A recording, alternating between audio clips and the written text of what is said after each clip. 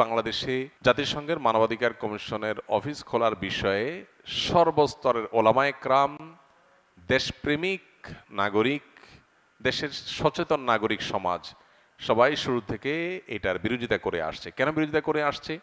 আপাত দৃষ্টিতে আমাদের কাছে মনে হয় জাতিসংঘের মানবাধিকার কমিশনের অফিস খুললে এটা তো ভালো, আমাদের দেশে মানবাধিকার প্রতিষ্ঠা হবে, এটা খারাপ কি? আদতে বিষয়টা এত সহজে বোঝার মতো বিষয় নয়।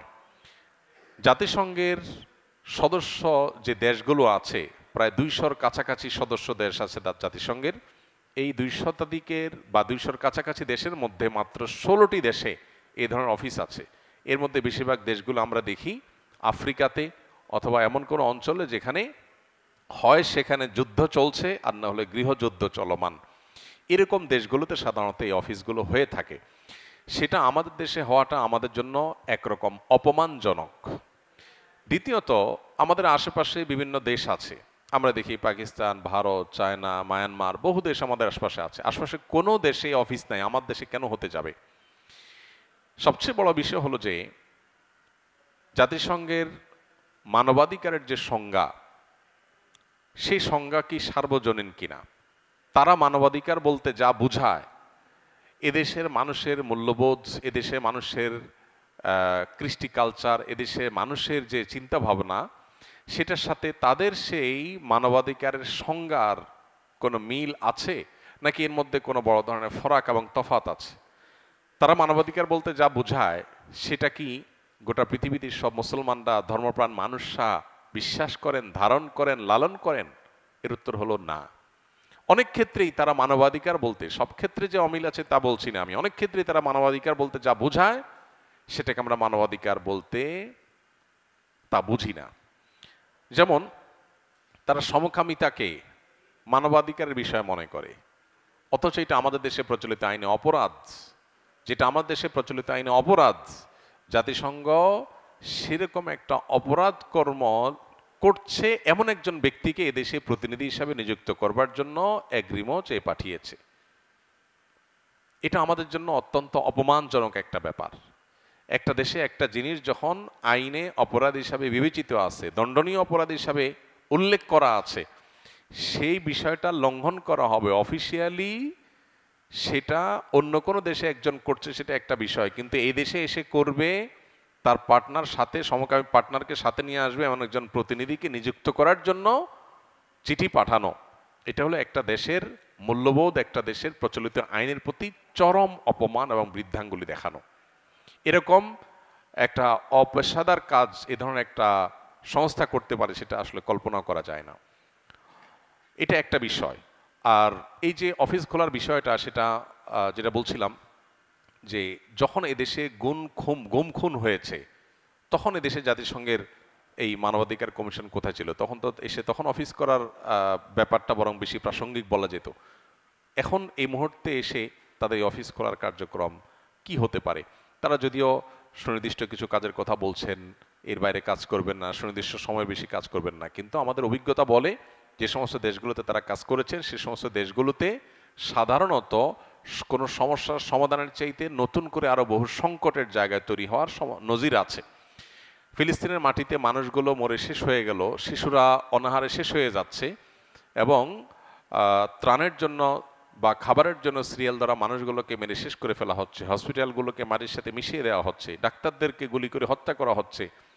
সেখানে এদের অফিস কার্যক্রম করছে, কার্যক্রম করে কি ভূমিকাটা তারা পালন করতে পেরেছে, কোন মানুষের রক্ত তারা থামাতে পেরেছে? অতএব আমার দেশে তারা কি করবে?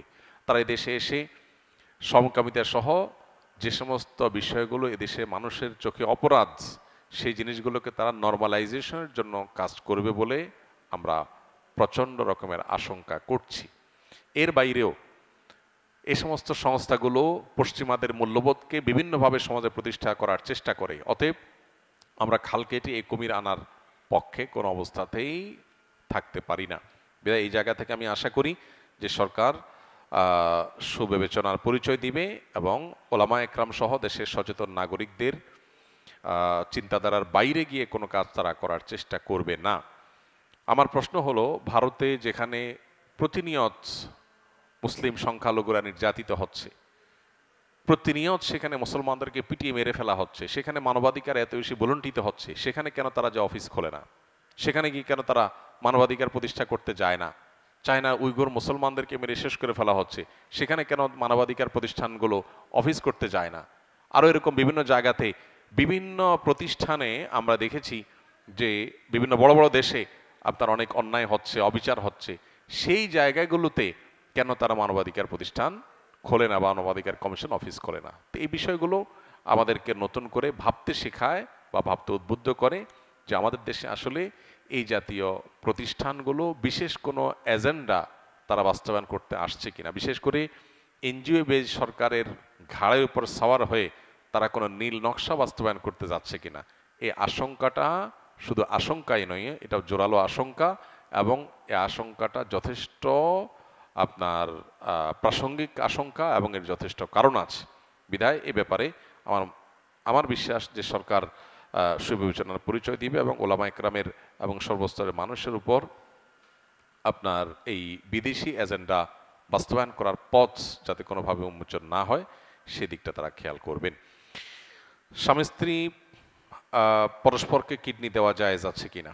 স্বামী স্ত্রী পরস্পরকে যদি কিডনি দেন তাহলে সেক্ষেত্রে সেটা জায়েজ হতে পারে এই শর্তে যে যিনি কিডনি দিলে তিনি নিজে মৃত্যুর মুখে পতিত হবেন না। যেমন তার দুইটা কিডনি সুস্থ আছে, তাহলে একটা কিডনি তিনি দিতে পারেন, কিন্তু তার একটা কিডনি সম্পূর্ণ অকেজ, আরেকটা কিডনি তিনি দিতে গেলে তিনি নিজেই মারা যাবেন, তো এটা তার জন্য জায়েজ নাই। অতএব স্বামী স্ত্রীকে, স্ত্রী স্বামীকে বা ভাই বোন পরস্পরকে একজন আরেকজনকে শরীরের কোনো অর্গান যদি দান করতে চান শরিয়ার দৃষ্টিকোণ থেকে সেটা জায়েজ আছে, যদি তিনি এটা দান করলে নিজে বড় কোনো ক্ষতির মুখে না পড়েন তাহলে এটা জায়েজ আছে। আর দ্বিতীয়ত এটা জায়েজ হবে যখন দান করা হবে, তখন বিক্রি করলে সেটা কি হবে না, জায়েজ হবে না। যে বিক্রি করবেন তার জন্য সেটা না জায়েজ হবে। ফেসবুক বা ইউটিউব থেকে উপার্জিত অর্থ হালাল হবে কিনা?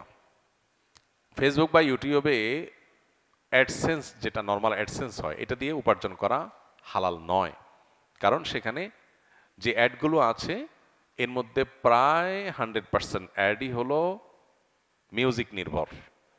তাহলে অ্যাডসেন্স করে উপার্জন করা মানে হলো আমার একটা হালাল কন্টেন্ট, হালাল ভিডিওর মধ্যে আমি মিউজিক বাজায়া উপার্জন করলাম, তাহলে মানুষকে মিউজিক শোনাতে আমি বাধ্য করলাম, মানুষকে মিউজিক শোনালাম আমি, আর মিউজিক শুনে আমি তার বিনিময়ে টাকা কামাই করলাম। বিষয়টা হারাম হওয়ার জন্য এইটুকুই যথেষ্ট হয়ে যায়। এর বাইরে সেখানে অনেক হারাম প্রোডাক্টের অ্যাডভার্টাইজমেন্ট হয়।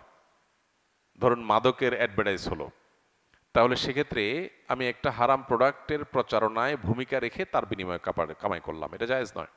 হ্যাঁ, এখন ইউটিউব কর্তৃপক্ষ এবং আরও কোনো কোনো প্ল্যাটফর্মে দেখা যায় যে অ্যাড তারা রান করে বাধ্যতামূলক, অর্থাৎ আপনি অ্যাডসেন্স ওপেন না করলে টাকাটা আপনার এখানে যাবে না, কিন্তু অ্যাড যাবে ঠিকই।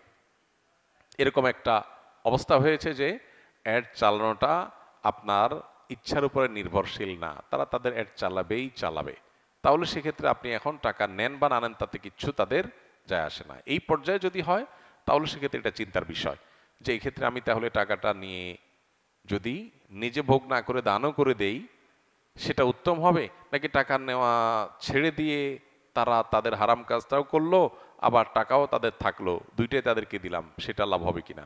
তো এক্ষেত্রে অবশ্যই প্রথমটা অধিকতর যুক্তিযুক্ত বলে মনে হয়। অর্থাৎ যদি এমন হয় যে না তারা অ্যাড চালাচ্ছেই, আমি অ্যাডসেন্স ওপেন করি বা না করি, তাহলে সেক্ষেত্রে আপনি টাকা নিলেন, টাকা নিয়ে প্রয়োজনে অনেক সময় আমাদের বুস্টের কাজ করতে হয়, সোশ্যাল মিডিয়াতে যারা কাজ করেন তাদের, হ্যাঁ, সেগুলোতে খরচ করলেন অথবা দান করে দিলেন, নিজে ভোগ করলেন না, সেটা একটা পর্যায় পর্যন্ত যৌক্তিক মনে হয়। আল্লাহ আলাম বিসওয়াব।